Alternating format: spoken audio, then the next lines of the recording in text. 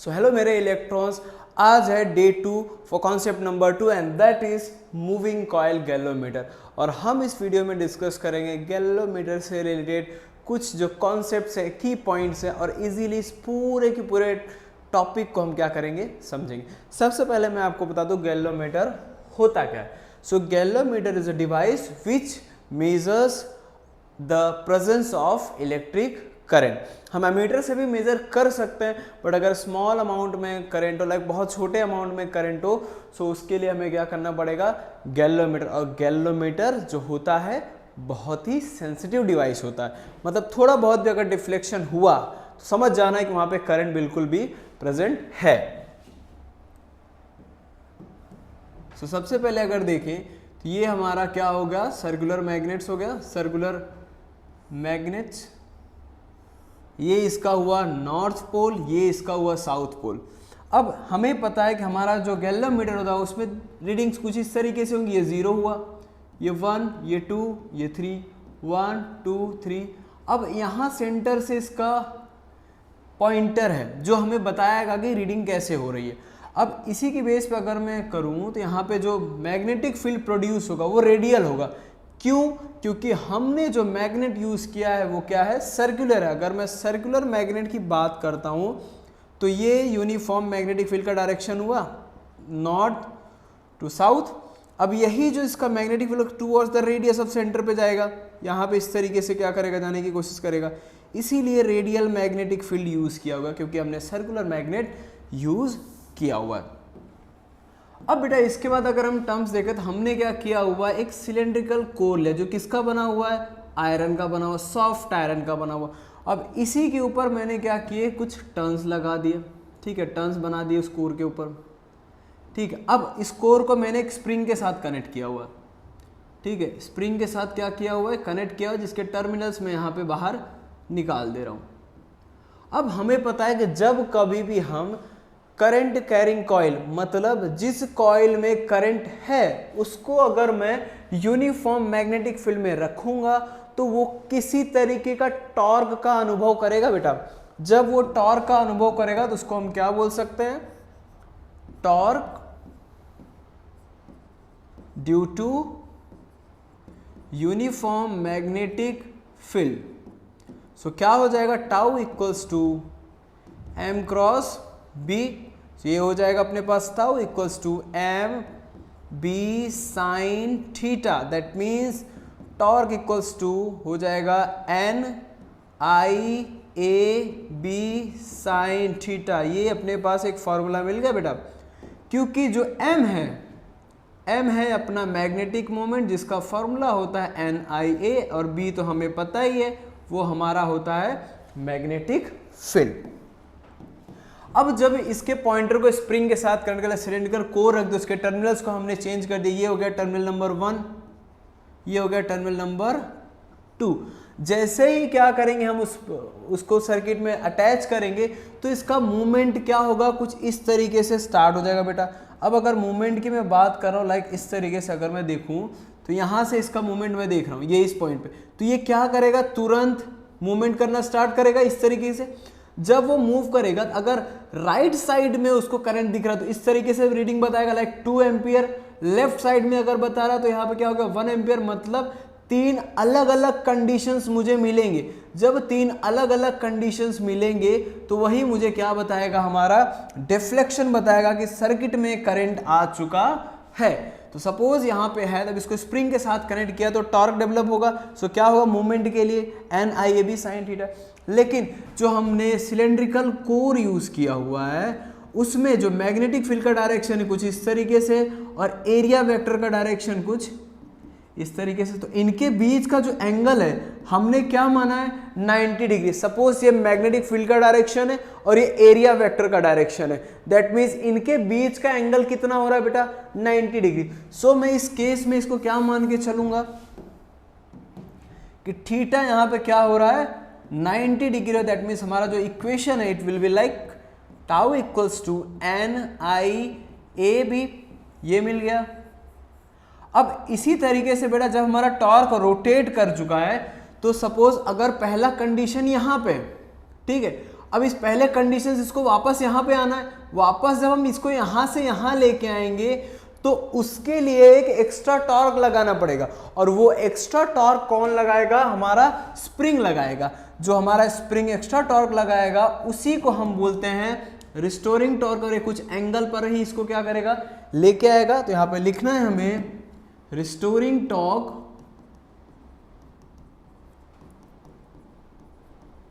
Bye spring. So torque equals to क्या हो जाएगा? के फाई। ये मिल गया हमें एक इक्वेशन। अब यहां पे जो के है हमारा टॉर्जनल कांस्टेंट, और फाई है डिफ्लेक्शन। ठीक है, अब के की वैल्यू डिपेंड करती है कि हमारा स्प्रिंग कैसा है। अगर हमारा स्प्रिंग अगर टाइट है बेटा, स्प्रिंग अगर टाइट है तो टी की वैल्यू क्या होगी? सिमिलरली अगर स्प्रिंग क्या है हमारे पास? लूज है तो क्या होगा? स्प्रिंग अगर लूज फॉर्म में है तो क्या होगा? सो अगर हमारे पास स्प्रिंग टाइट है, बहुत ज्यादा टाइट स्प्रिंग है, सो टॉर्सनल कांस्टेंट की वैल्यू क्या होगी? टी क्या होगा? मोर। और अगर स्प्रिंग लूज है तो टी क्या होगा? लेस। अगर इसको डिक्टेट करके और सिंपल फॉर्म में लिखना है, समझ जाना है, अगर स्प्रिंग टाइट है तो टॉर्सनल कांस्टेंट बढ़ेगा, स्प्रिंग अगर लूज है तो टॉर्सनल कांस्टेंट घटेगा। ठीक है बेटा, इतना क्लियर हो गया। अब इसी के बेस पे हमें आगे टर्म्स करना है, क्योंकि हमारे पास दोनों टॉर्क हो गए। एक टॉर्क हमें प्रेजेंस बताने के लिए, और दूसरा टॉर्क इसलिए है कि हमारा जो पॉइंटर मूव किया है उसको उसके एक्चुअल पोजीशन यानी कि नल पे लाने की आवश्यकता है। तो किसकी वजह से होगा? टॉर्क की वजह से होगा। ठीक है, अब दोनों को अगर इक्वेट करेंगे तो क्या हो जाएगा? Torque equals to torque restoring. So ये torque equals to N I A B equals to K phi. अब हमें जो सब्जेक्ट बनाना है that will be our phi. So phi equals to N I A B upon K. ये हो गया हमारा डिफ्लेक्शन का फॉर्मूला, जो कैलकुलेट करके बताएगा क्या डिफ्लेक्शन हमें हुआ था। और हमें जो भी डिफ्लेक्शन होगा डिपेंड किस पे करेगा? Number of turns, current, area and magnetic field. अगर जैसा कि मैंने यहां बताया टॉर्सनल कांस्टेंट ज्यादा हो रहा है तो समझ जाना है स्प्रिंग क्या है? टाइट है। अगर टॉर्सनल कांस्टेंट कम है तो समझ जाना है स्प्रिंग क्या है? लूज है। क्लियर है बेटा? अब ये जो टर्म हुआ हमारे लिए बेसिक हुआ। अब इसके बाद अगर करंट सेंसिटिविटी होती है तो वो क्या होगी? यहां पे लिखते हैं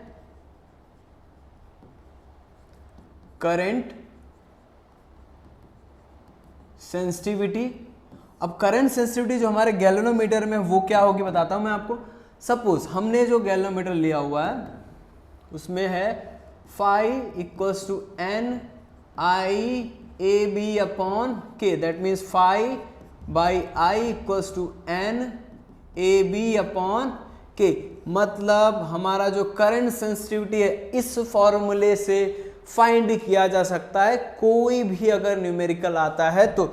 यहां पे एक टर्म समझने की जरूरत है कि phi by I is directly proportional to N area and B. मतलब जितना ज्यादा टर्न्स उतनी ज्यादा करंट सेंसिटिविटी, जितना ज्यादा एरिया उतने ज्यादा क्या होगा? Current sensitivity. जितना ज्यादा मैग्नेटिक फील्ड उतनी ही ज्यादा करंट सेंसिटिविटी होगी। सपोज एक एग्जांपल हम लेते हैं, अगर मैंने टर्न्स को क्या कर दिया? डबल कर दिया, तो क्या करंट सेंसिटिविटी में किसी भी प्रकार का चेंज आएगा? देखते हैं, सेम फॉर्मूला में हम पुट करते हैं phi by I equals to N A B upon K. That means यहां पे जो हमें फॉर्मेशन मिला ये इतना, ये क्या रिप्रेजेंट कर रहा है?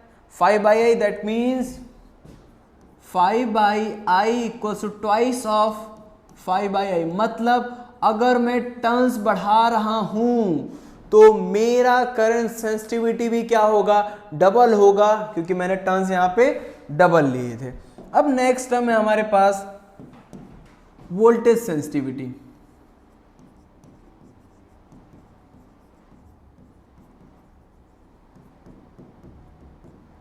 अब वोल्टेज सेंसिटिविटी सिमिलर टर्म है, कुछ ज़्यादा इसमें है नहीं, लेकिन हमें करना V इक्वल्स टू क्या होता है I R, so I equals to V by, same फॉर्मूले में हमें पुट आउट कर देना, phi by V by R equals to क्या हो जाएगा अपने पास N A B upon K, that means phi by V equals to N A B upon R K, जहाँ पे R हमारा रेजिस्टेंस है। सो सिमिलर यहाँ पे हम अगर टर्म्स यूज करें, मैंने एग्जाम्पल के फॉर्म में अगर n डबल कर दिया, तो जब मैं वोल्टेज सेंसिटिविटी के लिए n डबल करूंगा तो रेजिस्टेंस भी डबल हो जाएगा। जब रेजिस्टेंस भी डबल हो जाएगा तो उस वोल्टेज सेंसिटिविटी में किसी भी प्रकार का चेंज नहीं आएगा, दैट मीन्स R भी क्या हो जाएगा twice of R, so phi by V equals to phi by V, मतलब टर्न्स बढ़ाने से वोल्टेज सेंसिटिविटी नहीं बढ़ेगी क्योंकि रेजिस्टेंस बढ़ा, दोनों कैंसल आउट हो गए। सो फाइनल टर्म हमें क्या मिला कि दोनों इक्वल हो गए। ठीक है बेटा, ये अपने पास बेसिक टर्म हो गया। अब इसी के बाद हमारे पास टर्म आता है कि सर अगर मुझे मेरे गैल्वेनोमीटर को एमीटर की तरह यूज करना तो क्या होगा, अगर वोल्ट मीटर की तरह यूज करना है तो क्या होगा, तो यहां पे क्या लिखा होगा, इन टर्म्स ऑफ एमीटर, अगर मुझे एमीटर की तरह यूज करना है, सो मेरा जो गैल्वेनोमीटर का है, तो यहां पे लिखना है station to connect galvanometer in parallel with small resistance, small resistance, और हम उसको बोलते हैं शंट रेजिस्टेंस, शंट रेजिस्टेंस। ठीक है, अगर मुझे एमीटर में कन्वर्ट करना है तो सिमिलरली अगर मुझे उसको वोल्ट मीटर में कन्वर्ट करना है, सो वोल्ट मीटर में कन्वर्ट करने के लिए मुझे याद रखना पड़ेगा कि जब मैंने इसको स्मॉल रेजिस्टेंस के साथ पैरेलल में कनेक्ट किया, that is our shunt resistance, तो किस में कन्वर्ट हो गया, एमीटर में हो गया। अब वोल्ट मीटर के लिए मुझे क्या करना पड़ेगा, रेजिस्टेंस ज्यादा चाहिए, that means large resistance, large resistance with series to galvanometer. Okay, so ये हमारे बेसिक कॉन्सेप्ट। आई होप आपको ये जो गैल्वेनोमीटर का जो छोटा सा टॉपिक आज इसमें कवर आउट हो गया हो, क्योंकि हम इस पूरे 5 डेज के बाद क्या होगा, जब 4-5 टॉपिक्स कवर आउट हो जाएंगे तो हम उनसे रिलेटेड न्यूमेरिकल्स भी करने वाले। तब तक के लिए बाय बाय। आपका जो डाउट्स होगा आप श्योरिटी के साथ क्लियर कीजिए, और जो भी अगर डाउट्स वगैरह है कि मुझे किन टॉपिक से वीडियो बनाना चाहिए आप कमेंट कर सकते हैं। तब तक के लिए बाय बाय।